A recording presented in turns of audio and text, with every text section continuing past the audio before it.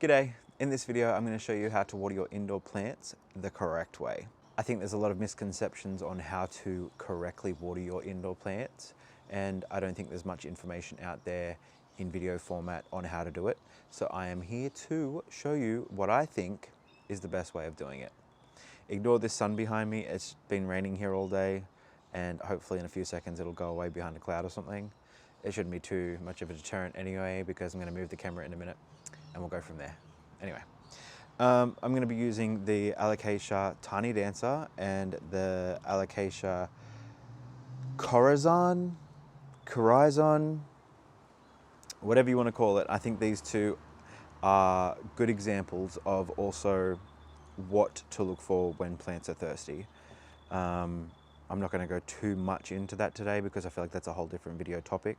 But for the sake of this video, I've got two very good examples of what to look for here. And I'm not just going to use a peace lily because I feel like that's what everyone uses to demonstrate what a thirsty plant looks like. But yeah, I will do a quick rundown of why these plants absolutely need watering today. I'll give you some close-ups and stuff like that. That'll all be like sort of B-roll footage, and I'll probably just talk over the top of it. So some telltale signs when it comes to plants when they need watering, specifically indoor plants. I'm not going to talk about outdoor plants, that's not my forte. I don't really care about them at all, if I'm to be completely honest. A couple of things, I digress. A couple of telltale signs are like wilting and like drooping of the leaves. And I'll give you some close-ups, as I said, and also curling of the leaves, which again, I'll give you some close-ups of.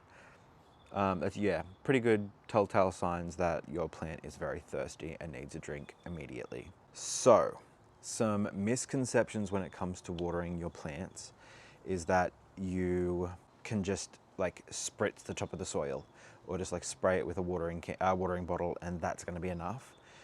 That's far from enough. Your plants are not going to enjoy that at all, and they will absolutely die if you keep doing that. And another misconception is that you can pour a cup of water into like a pot this big and that'll be enough. The plant probably won't die, but it's also not going to be happy. There's definitely a fair few ways that you can water your plants effectively. A common one is self-watering pots. I've never personally used those, so I'm just not going to touch on those today. It's just something that I'm not very experienced with and not confident in having an opinion on. But from what I've seen and what I've heard, they are pretty good. Depends on the plant too, I think. Some probably wouldn't like it as much. But my absolute favorite method is just getting a bottle of water. I use a 200 ml. I probably should have it with me, but I don't. Let me go get it really quick. Okay, I'm back. I just use one of these 2-liter bottles of demineralized water. It's empty. I don't use demineralized water. I don't recommend it. I'm out of breath. But I carry 2 of these around and I just constantly fill it up with water. It's a bit tedious, but I don't actually have as many plants inside anymore since I've got a massive greenhouse down there that you can't really see, but I'll probably do a tour of at some point. But yeah, this isn't the one. I used to have a hole in the lid too for easier pouring into the pots, but I stopped doing that. I feel like for someone like me that doesn't have as much time on my hands, I just pour the water straight into the pots now, and I've got pretty good at gauging how much water I can pour into the pot without it overflowing. Granted, I still stuff up, but that's another story for another time. But yeah, I just walk around with 2 of those and do every single plant that's inside. It takes me about half an hour now. I've got it down to a pretty fine art. And this is the most effective way that I've found to water indoor plants. And you can also just chuck some fertilizer in the bottle, kill 2 birds with 1 stone. And I'll be honest, I even just let the plants sit in the saucer of water overnight to soak up as much water as possible, so that I don't have to water them as often. Think smarter, not harder. Don't leave it any longer than that though, because they will eventually hate it and just carry on and get root rot and probably die. Or at least a struggle to get them back to good health. I think the most important thing to remember when it comes to watering indoor plants is it's not about the amount of water that you give them, but how frequently you water them. If you water your plant every 3 days, it's not going to be happy. It will die, it'll get root rot, it'll carry on, not worth it. If you water your plant once a week, it's going to be a lot more happier. and it's better to let your plants dry out than water them too early. For example, it's much better to submerge your plant in a bucket of water than it is to just pour a cup of water over the top of the soil. You want to try and get every single root in this pot wet, because if they dry out and then you add water to the dried out roots, more often than not, that's what causes root rot. So yeah, you're better off drowning your plant than underwatering it. Another option is bottom watering. I don't recommend this method simply because it takes a long time. And for somebody who has a lot of plants, it's just not very smart to do it this way. It takes way too long.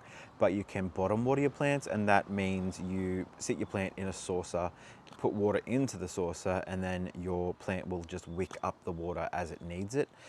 When it stops wicking up water is when you've watered it enough. I don't find it as effective either, because then the top part of the soil doesn't get wet most of the time. But yeah, I definitely think that getting just a bottle like that, or a watering can, if you can be bothered carrying that around everywhere, is the best method for watering your plants. And then just letting them sit in a saucer of water after you've watered them, just to soak up as much water as possible. So yeah, I feel like I've rushed through this video a little bit. That's because I'm running out of sun. It's going to be setting very soon. But if you have any questions, if I've brushed over something too quickly, then by all means leave a comment below and I will reply to you. You can also find me on Instagram at elusive.plants, or you can even reach out to me through my website, elusiveplants.au.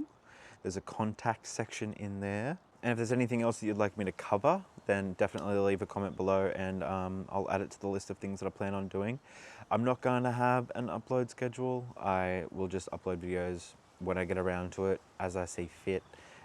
When I feel like there's a need for that video to be made, then I will definitely make it then. But yeah, thanks for watching. I'll see you next time.